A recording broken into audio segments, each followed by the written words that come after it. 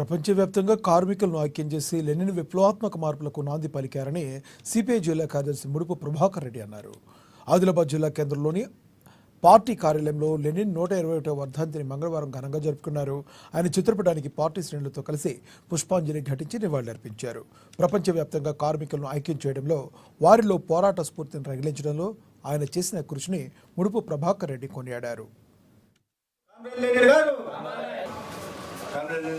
గారి 101వ వర్ధంతి నేడు దేశవ్యాప్తంగా ప్రపంచవ్యాప్తంగా జరుపుకుంటా ఉన్నారు.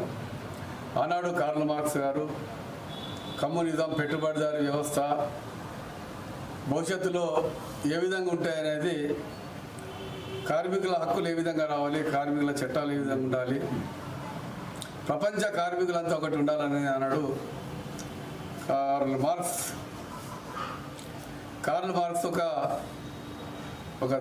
ఒక పుస్తకం రాసింది.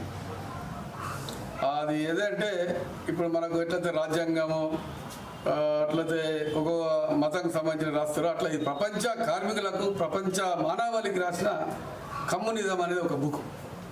ఆ బుక్ని ఆమె లెనిన్ గారు చదివి, ఆ బుక్ని మొత్తం చదివిన తర్వాత దాన్ని ఇంప్లిమెంట్ ఎట్లా చేయాలి, కమ్యూనిజం సమాజం ఏ విధంగా రావాలనే దాని బుక్ చదివిన తర్వాత ఆయన ఎంతో కష్టపడి మొట్టమొదటి ప్రపంచంలోనే విఐ లెనిన్ గారు వారు కష్టపడి రష్యాలో ప్రభుత్వం 1917లో అక్టోబర్లో ఏర్పాటు చేయడం జరిగింది.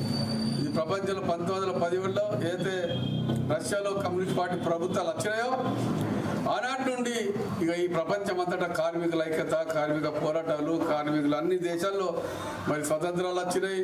అనేక దేశాల్లో కమ్యూనిస్ట్ పార్టీ స్థాపన అయింది. చైనాలో కానీ, చెకస్లోవేకియా